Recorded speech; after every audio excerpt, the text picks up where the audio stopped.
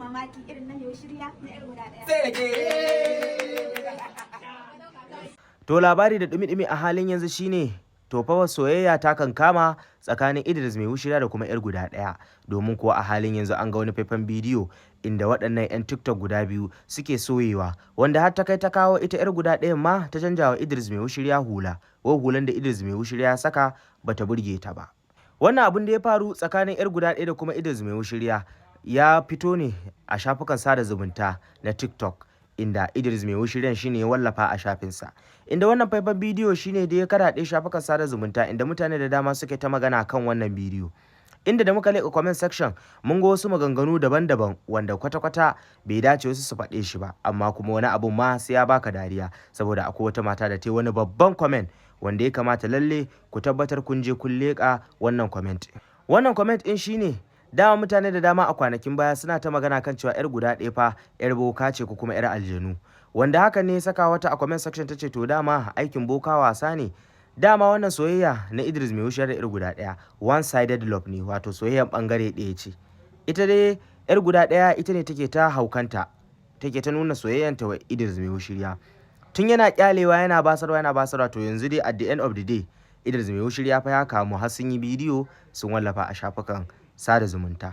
To masu sauraro ba tare da ɓata lokaci ba, ga dai fayafayen bidiyon sai ku nutsu ku gane wa idon ku, kana daga nan sai mu dawo mu ɗora daga inda muka tsaya. Baby gaskiya nan hula ba ta yi kyawu da kai ba, barin ɗauko wata.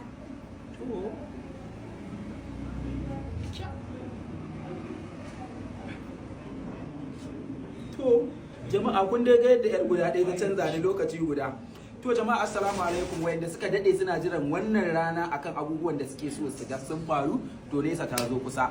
Kar ku manta za mu saka muku tun daga episode 1 zuwa abin da ya sawwaka. Za mu dinga saka muku wannan a cikin page din mu na Facebook, gashi nan kuna gani na dora hoton kan account din, sannan ga link din sanan gashi nan mai suna mai wushirya AAA, kun gane. In dai ba wannan account din ba ku samu bidiyon nawa ba, official video dai anan zan dinga sakin sa. Zan dan dinga yin muku dan mata yasara ina watsa muku a TikTok, saboda ku je kai tsaye ku je ku kalli abinda zamu dinga sa muku shi a can Facebook. Mai wush shine aka sa muku mai wushiryar dora da can. Za ku zo ku ga abubuwan mamaki irin na mai shirya na yar guda ɗaya. Sai rake. To barka da dawowa. Bayan ganin wannan faifan bidiyo kuma ya kamata kowa ya sani cewa tsakanin Idris mai wushirya fa yanzu da kuma 'yar guda ɗaya soyayya ta kullu, domin ko su ne da bakin su suka fito suka bayyana a shafukan sada zumunta, wanda halin yanzu dai dama a masana'antar TikTok kowa abin da ya ga dama yake yi, sannan kuma babu wanda ya isa masa magana, wanda haka ne ta kai ta kawo Idris mai wushirya tun yana kyalewa, amma har ya dawo ya zama ya daina kyalewa, shi ma yayi accepting din ita wannan baiwar Allah 'yar guda ɗaya. To amma masu sauraro, me ra'ayinku game da wannan aure da za a gudanar tsakanin 'yar guda ɗaya da kuma Idris mai wushirya? Shin Idris mai wushirya da 'yar guda ɗaya sun dace da juna ko kuma ba su dace ba?